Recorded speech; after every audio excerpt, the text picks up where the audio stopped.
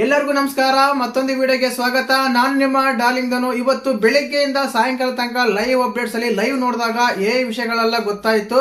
ಮುಖ್ಯವಾಗಿ ಯಾರೆಲ್ಲ ಚೇಂಜಸ್ ಆದ್ರು, ಯಾರೆಲ್ಲ ಏನೆಲ್ಲ ಮಾತಾಡಿದ್ರು. ಮುಖ್ಯವಾಗಿ ಹೇಳ್ಬೇಕಂದ್ರೆ ನಾವು ನಿಮ್ಗೆ ನಿನ್ನೆ ಸೂರಜ್ ಅವರಿಗೆ ಕ್ಲೀನ್ ಚೀಟ್ ಕೊಟ್ಟು ತುಂಬಾ ಚೆನ್ನಾಗಿ ಆಡ್ತಾರೆ, ತುಂಬಾ ಜೆಂಟ್ಲ್ಮೆನ್, ನ್ಯಾಯವಾಗಿದ್ದಾರೆ ಅಂತ ಹೇಳ್ಕೊಂಡಿದ್ವಿ. ಅದೆಲ್ಲ ತುಂಬಾ ಬದಲಾವಣೆ ಆಗ್ತಾ ಇದೆ.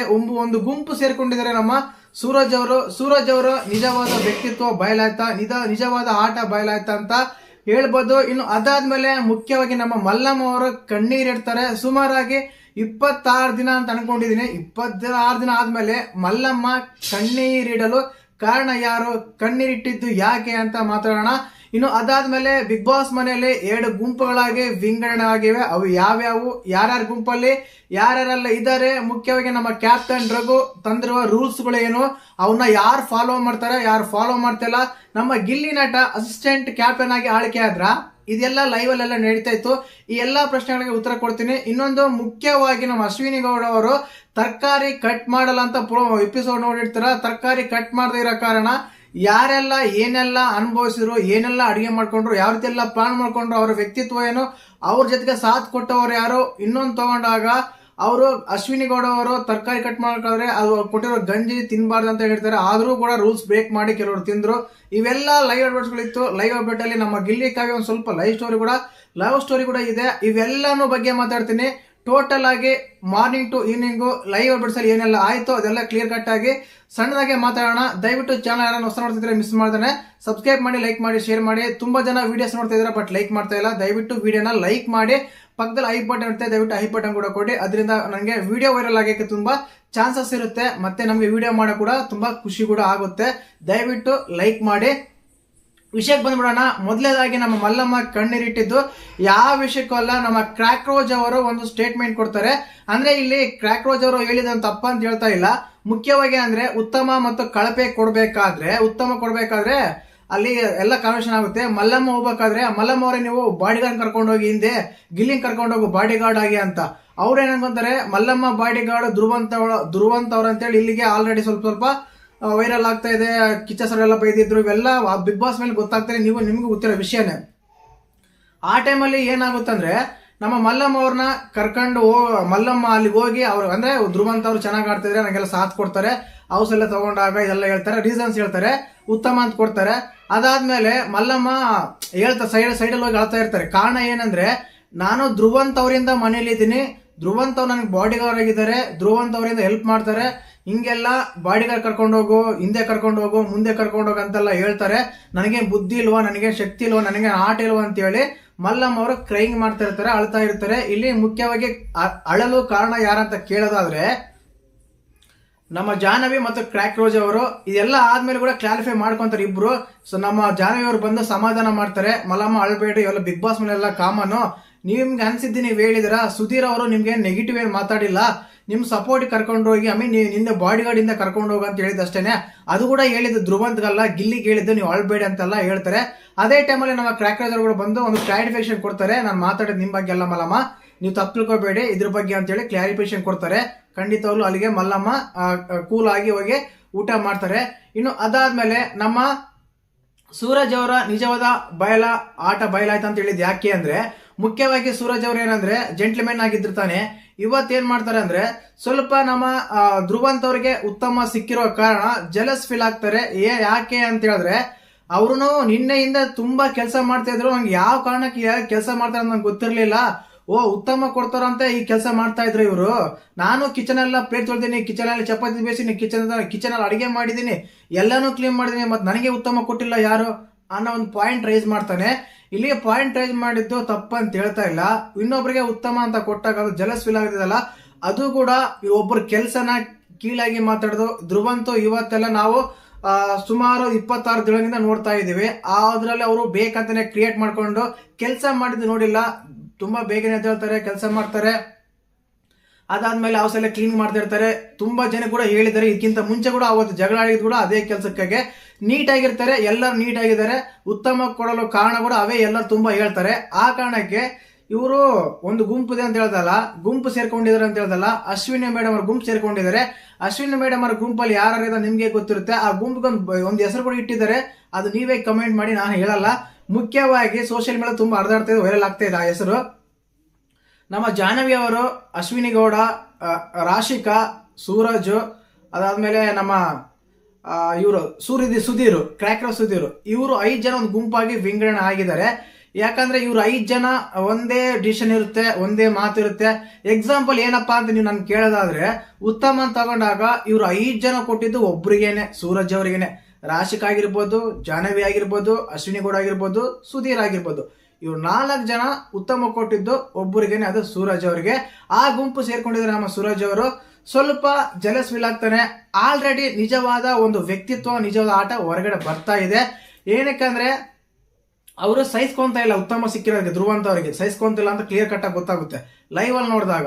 ಇನ್ನು ಅದಾದ್ಮೇಲೆ ಇವ್ರ ಜೊತೆಗೇನೆ ತುಂಬಾ ಬರಿತಾ ಇದ್ದಾನೆ, ಇವ್ರ ಜೊತೆಗೆ ತುಂಬಾ ಇರ್ತಾ ಇದಾರೆ ಅವರು, ಬೇರೆ ಕಡೆ ಎಲ್ಲೂ ಮಿಂಗಲ್ ಆಗ್ತಾ ಇಲ್ಲ. ಈ ಪಾಯಿಂಟ್ ನಮ್ಮ ರಿಷಾ ಗೌಡ ಹೇಳ್ತಾ ಇದ್ರು ಅಭಿಷೇಕ್ ಹತ್ರ.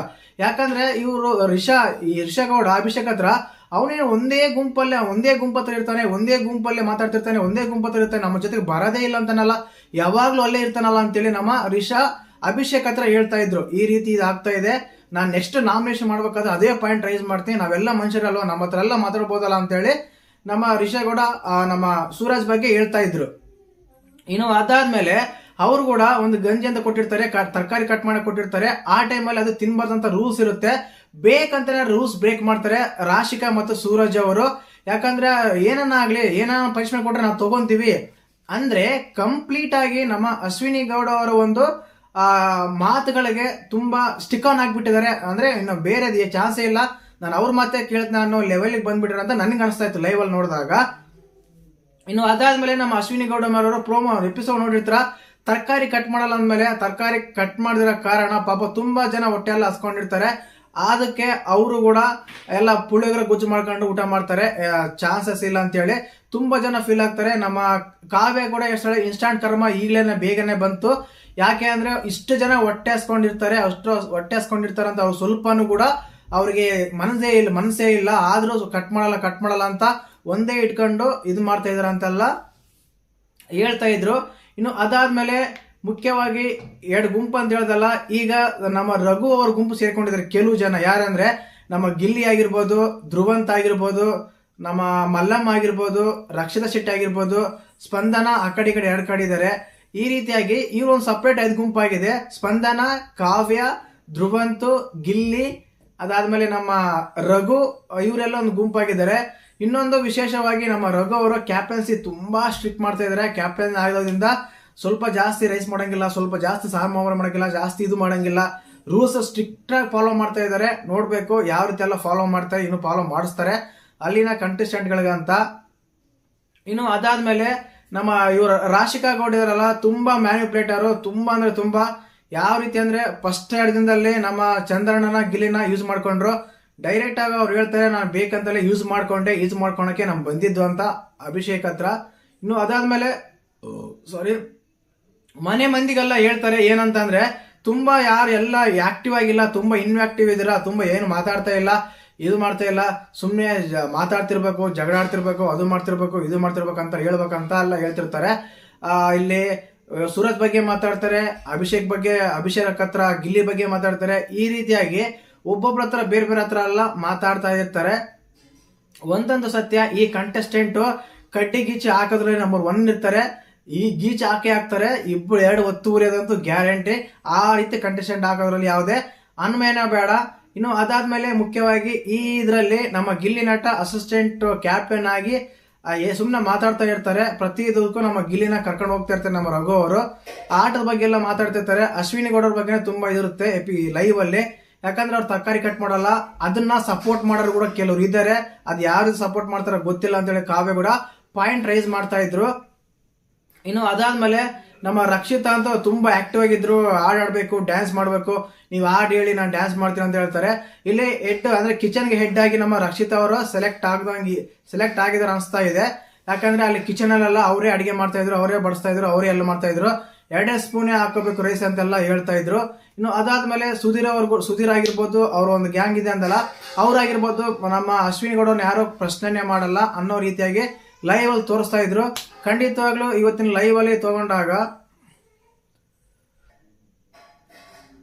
ಇನ್ನೊಂದು ವಿಷಯ ಮಾತಾಡಲೇಬೇಕು. ರಾಶಿಕಾ ಮತ್ತು ಸೂರಜ್ ಅವರು ಮಾತ್ರ ತುಂಬಾನೇ ಜೊತೆಗೆ ಓಡಾಡ್ತಾ ಇದ್ದಾರೆ. ರಾಶಿಕಾ ಶೆಟ್ಟಿ ಮತ್ತು ಸೂರಜ್ ಅವರು ಅಂದ್ರೆ ಒಂದು ತರ ಪೇರ್ ಅನ್ಕೊಂಡ್ಬಿಡಿ. ಲೈವ್ ನೋಡಿದಾಗ ಅಂದ್ರೆ ಈಗ ನಾವ್ ಏನ್ ಮಾತಾಡ್ತೀವಿ ಹೇಳಿ, ಯಾರಾದ್ರೂ ಜೊತೆಗಿದ್ರೆ ತುಂಬಾ ಅವ್ರ ಹತ್ರ ಮಾತಾಡ್ತಾ ಇದ್ರೆ ಅವ್ರ ಜೋಡಿ ತುಂಬಾ ಚೆನ್ನಾಗಿ ಇಬ್ರು ಯಾವಾಗ್ಲೂ ಇರ್ತಾರ ಅಂತ ಮಾತಾಡ್ತೀವಿ. ಅಗೇನ್ ನಮ್ಮ ಕಾವ್ಯ ಗಿಲ್ಲಿ ಯಾವ ರೀತಿ ಇರ್ತಾರೋ ಆ ರೀತಿಯಾಗಿ ಅವ್ರು ಕೂಡ ಇರ್ತಾರೆ.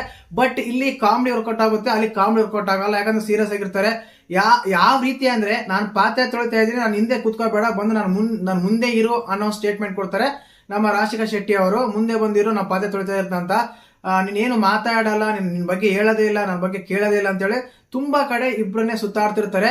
ಸ್ಪಂದನ ಮತ್ತು ನಮ್ಮ ರಾಶಿಕಾ ಶೆಟ್ಟಿ ಇಬ್ರು ಕುತ್ಕೊಳ್ಬೇಕಾದ್ರೆ ರಾಶಿಕಾ ಶೆಟ್ಟಿ ಅವ್ರು ಹೇಳ್ತಾರೆ ಏನಂತ ಅಂದ್ರೆ, ನಮ್ಮಿಬ್ಬರದ್ದು ಏನು ಇಲ್ಲ, ಬಾಂಡಿಂಗ್ ಇಲ್ಲ, ಫೇರ್ ಇಲ್ಲ, ಏನು ಇಲ್ಲ, ನಾವು ಸುಮ್ಮನೆ ಇರ್ತೀವಿ, ಜೊತೆಗೆ ಮಾತಾಡ್ತೀವಿ, ಅಷ್ಟು ಹೆಚ್ಚಾಗಿ ಏನು ಮಾತಾಡಲ್ಲ, ಬೇಕಾದ್ರೂ ನಿನ್ಗೂ ಪರಿಚಯ ಮಾಡಿಸ್ತೀನಿ, ನೀನು ಮಾತಾಡ ಅಂತೇಳಿ ರಾಶಿಕಾ ಸ್ಪಂದನ ಅವ್ರಿಗೆ ಹೇಳ್ತಾರೆ. ಇವ್ರಿಗೆ ಯಾವಾಗ ಅಷ್ಟೊಂದು ಪರಿಚಯ ಆದ್ರು, ಇವ್ರಿಗೆ ಏನ್ ಪರಿಚಯ ಮಾಡಿಸ್ತಾರೋ ಅವ್ರು ಏನು ಪರಿಚಯ ಮಾಡ್ಕೊಂತಾರ ಅಂತ ಗೊತ್ತಿಲ್ಲ. ಒಂದು ಏನಂತಾರೆ, ಬೂದಿ ಮಿಚ್ಚಿದ ಕೆಂಡದಂತೆ ಆಗ್ತಾ ಇದೆ ಬಿಗ್ ಬಾಸ್ ಮನೆ ಪ್ರೆಸೆಂಟ್ ಕರೆಕ್ಟ್ ಆಗಿ ಓಡ್ತಾ ಇದೆ ಅಂತ ನಾನು ಅನ್ಕೊಂಡಿದ್ದೀನಿ. ಗುಂಪುಗಳಾಗಿದ್ದಾರೆ, ಅವರೇ ಒಂದು ಸಪ್ರೇಟ್ ಝೋನ್ ಅಲ್ಲಿದ್ದಾರೆ, ಇವರೇ ಒಂದು ಸಪ್ರೇಟ್ ಝೋನ್ ಅಲ್ಲಿದ್ದಾರೆ. ನಮ್ಮ ಗಿಲ್ಲಿ, ಕಾವ್ಯ, ಚಂದ್ರಪ್ರಭಾ, ರಘು ಅವರು, ಅದಾದ್ಮೇಲೆ ಸ್ಪಂದನ ಅವರು, ಇವರು ಒಂದು ಸಪ್ರೇಟ್ ಗ್ರೂಪ್ ಆದ್ರೆ ಅಶ್ವಿನಿ, ಜಾಹ್ನವಿ ಮತ್ತೆ ನಮ್ಮ ರಾಶಿಕಾ, ಸೂರಜ್, ಸುಧೀರ್ ಇವರೆಲ್ಲ ಒಂದು ಗ್ರೂಪ್ ಆಗಿದ್ದಾರೆ. ಇನ್ನು ಮಧ್ಯದಲ್ಲಿ ಬರೋ ನಮ್ಮ ಮಲ್ಲಮ್ಮ, ಧ್ರುವಂತ ಆ ಕಡೆ ಇಲ್ಲ ಈ ಕಡೆ ಇಲ್ಲ ಅಂತ ಹೇಳ್ತಾರೆ. ಧ್ರುವಂತಗಳು ಸ್ವಲ್ಪ ಗಿಲ್ಲಿ ನಟ ಅವ್ರ ಕಡೆನೆ ಬರ್ತಾ ಇದ್ದಾರೆ. ಟೋಟಲ್ ಆಗಿ ಲೈವ್ ಅಲ್ಲಿ ನೋಡಿದಾಗ ಅಶ್ವಿನಿ ಗೌಡವನ್ನ ತುಂಬಾ ಬ್ಲೇಮ್ ಮಾಡ್ತಾ ಇದ್ರು. ಯಾಕಂದ್ರೆ ತರಕಾರಿ ಕಟ್ ಮಾಡಿಕೊಟ್ಟಿಲ್ಲ, ನಾವೇನ್ ಉಣ್ಬೇಕು, ಏನ್ ಮಾಡ್ಬೇಕು, ಹೀಗಾದ್ರೆ ಹೇಗೆ ಅಂತೇಳಿ ತುಂಬಾ ಜನ ಪ್ರಶ್ನೆ ಮಾಡ್ತಾ ಇದ್ರು. ಆದ್ರೂ ಕೂಡ ಅವರು ತರಕಾರಿ ಕಟ್ ಮಾಡೇ ಕೊಡ್ಲಿಲ್ಲ ಕೊನೆಗೆ. ಇನ್ನೊಂದು ಮುಖ್ಯವಾಗಿ ಅಶ್ವಿನಿ ಗೌಡ ಅವರು ಊಟನೇ ಮಾಡಿಲ್ಲ, ಅಂದ್ರೆ ಗಂಜಿ ಮಾಡ್ಕೊಡ್ತಾರಲ್ಲ ಅದನ್ನ ತಿನ್ನಲ್ಲ, ನಾನು ತಿನ್ನೋದೇ ಇಲ್ಲ ಅಂತ ಆಟ ಬೇರೆ ಮಾಡ್ತಾ ಇದಾರೆ. ಆ ಕಡೆ ತರಕಾರಿ ಕಟ್ ಮಾಡ್ತಾ ಇಲ್ಲ, ಈ ಕಡೆ ಅವರು ಊಟ ಮಾಡ್ತಾ ಇಲ್ಲ. ಕಾರಣ ಏನಂದ್ರೆ, ನೀವು ಎಲ್ಲ ಕೊಟ್ಟಿರೋ ಕಾರಣಗಳು ನಂಗೆ ಹೊಟ್ಟೆ ಹೋಗ್ಬಿಟ್ಟಿದೆ, ನಂಗೆ ಹೊಟ್ಟೆ ತುಂಬಿದೆ, ನಾನು ಊಟ ಮಾಡಲ್ಲ ಅಂತ ಆಟ ಬೇರೆ ಮಾಡ್ತಾ ಇದ್ರೆ ಲೈವ್ ಅಲ್ಲಿ ತೋರಿಸ್ತಾ ಇದ್ರು. ಇವತ್ತಿನ ಬೆಳಿಗ್ಗಿಂದ ಸಾಯಂಕಾಲ ತನಕ ಒಂದು ಲೈವ್ ಅಲ್ಲಿ ಬಂದಾಗ ಇದೇ ಆಗಿತ್ತು. ಅಲ್ಲೆಲ್ಲ ನಮ್ಮ ಗಿಲ್ಲಿ ನಟ ಕಾಮಿಡಿಗಳೆಲ್ಲ ಇದಾವೆ, ಕಾಮಿಡಿ ಎಲ್ಲ ಮಾಡ್ತಾ ಇರ್ತಾರೆ. ಯಾಕಂದ್ರೆ ಚಂದ್ರಪ್ರಭಾ ಅವರು ಗಿಲ್ಲಿ ಕಾವ್ಯ ಒಂದು ಲವ್ ಸ್ಟೋರಿ, ಹೊರಗಡೆ ನ್ಯೂಸ್ ಚಾನಲ್ಸ್ ಅಲ್ಲಿ ಯಾವ ರೀತಿ ಎಲ್ಲ ಬರ್ಬೋದು, ಯಾವ ರೀತಿ ಎಲ್ಲ ಇರ್ಬೋದು, ಬಿಗ್ ಬಾಸ್ ಮನೆಯಲ್ಲಿ ಏನಾಗ್ತಾ ಇದೆ, ಗಿಲ್ಲಿ ಕಾವ್ಯ ಒಂದು ಲವ್ ಸ್ಟೋರಿ ಆಗ್ತಾ ಇದೆಯಾ ಅಂತೆಲ್ಲ ತೋರಿಸ್ತಾ ಇರ್ತಾರೆ. ಸಾಂಗ್ ಬೇರೆ ಆಗ್ತಾ ಇರ್ತಾರೆ ಅಂತೇಳಿ ನಮ್ಮ ಅವ್ರನ್ನ ಕಿಟಿಂಗ್ ಮಾಡ್ತಾರೆ ಯಾರು, ಚಂದ್ರಪ್ರಭಾ ಮತ್ತು ನಮ್ಮ ಧ್ರುವಂತ್ ಅವರು ಈ ರೀತಿ ಮಾಡ್ತಾ ಇರ್ತಾರೆ ಲೈವ್ ಅಲ್ಲಿ. ಸಖತ್ತಾಗಿ ಅಶ್ವಿನಿ ಗೌಡರ ಬಗ್ಗೆ ತುಂಬಾ ಜಾಸ್ತಿ ಮಾತಾಡ್ತಿರ್ತಾರೆ ಬಿಗ್ ಬಾಸ್ ಮನೆಯಲ್ಲಿ. ಒಂದಂತೂ ಸತ್ಯ, ನೆಗೆಟಿವ್ ಆರ್ ಪಾಸಿಟಿವ್ ನಾನು ಹೇಳಲ್ಲ, ಅಶ್ವಿನಿ ಗೌಡ ಅವರು ತುಂಬಾನೇ ಹೈಪ್ ಅಲ್ಲಿ ಇದ್ದಾರೆ ಬಿಗ್ ಬಾಸ್ ಮನೆಯಲ್ಲಿ ಅಂತ ಹೇಳ್ಬೋದು. ಇನ್ನು ಅದಾದ್ಮೇಲೆ ಧನುಷ್ ಸ್ವಲ್ಪ ಲೈವ್ ಅಲ್ಲಿ ಹೆಚ್ಚು ಕಾಣಲಿಲ್ಲ. ಅದಾದ್ಮೇಲೆ ನಮ್ಮ ಅಭಿಷೇಕ್ ಅವರು ತುಂಬಾನೇ ಕಾಣ್ತಾ ಇದ್ರು. ಸಬ್ಸ್ಕ್ರೈಬ್ ಆಗಿ ಮಾತಾಡ್ತಾ ಇದ್ದಾರೆ, ಸಬ್ಸ್ಕ್ರೈಬ್ ಆಗಿ ಮಾಡ್ತಾ ಇದ್ದಾರೆ. ನಾಳೆಯಿಂದ ಏನಾದ್ರು ಟಾಸ್ಕ್ಗಳೇನಾದ್ರು ನಮಗೆ ಮಂಡೆಯಿಂದ ಏನಾದ್ರು ಕೊಟ್ಟರೆ ಸಖತ್ತಾಗಿರುತ್ತೆ. ಖಂಡಿತವಾಗ್ಲೂ ಇದು ಒಂದು ಇವತ್ತಿನ evening to morning live updates ಆಗಿತ್ತು. ಅತಿ ಹೆಚ್ಚು ವಿಷಯಗಳಲ್ಲಿ ಇದೇ ಆಗಿತ್ತು. ಆಲ್ರೆಡಿ ನೋಡಿದ್ರೆ ಉತ್ತಮ ಕಳಪೆ ಅಂತ ಯಾರಂತ ಹೇಳಿದ್ದೀನಿ ಲೈವ್ ಅಲ್ಲಿ, ಅದ್ರ ಬಗ್ಗೆ ಜಾಸ್ತಿ ಇತ್ತು, ಅದ್ರ ಬಗ್ಗೆ ನಾನು ಹೇಳಲ್ಲ. ಕೇವಲ ಇದು ಮಾತ್ರ ಹೈಲೈಟ್ಸ್ ಆಗಿತ್ತು, ನನಗೆ ಹೇಳ್ಬೇಕಂತ ಅನ್ಸಿತ್ತು, ಹೇಳ್ತಾ ಇದೀನಿ. ದಯವಿಟ್ಟು ಇಂಥ ನೈಟ್ ಅಪ್ಡೇಟ್ಸ್ ಆಗಿರ್ಬೋದು, ಬೆಳಿಗ್ಗೆ ಅಪ್ಡೇಟ್ಸ್ ಆಗಿರ್ಬೋದು, promo review, episode review, voting analysis, helmet ವಿಷಯಸ್ ಎಲ್ಲಾನು ಒಂದೇ ಚಾನಲ್ ಅಲ್ಲಿ ಬೇಕಂದ್ರೆ ನಮ್ಮ ಚಾನಲ್ ದಯವಿಟ್ಟು ಚಾನಲ್ ಸಬ್ಸ್ಕ್ರೈಬ್ ಮಾಡಿ, ಲೈಕ್ ಮಾಡಿ, ಶೇರ್ ಮಾಡಿ. ಜೈ ಹಿಂದ್, ಜೈ ಕರ್ನಾಟಕ ಮಾತೆ.